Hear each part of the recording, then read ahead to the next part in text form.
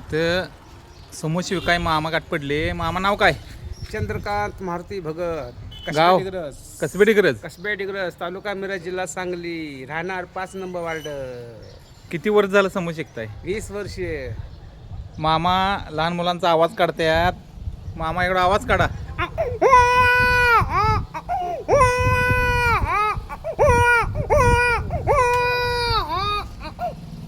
आपल्या कलेतून समोसे विकायचे ते काम करतात. अगदी प्रामाणिकपणे ते समोसे विकतात.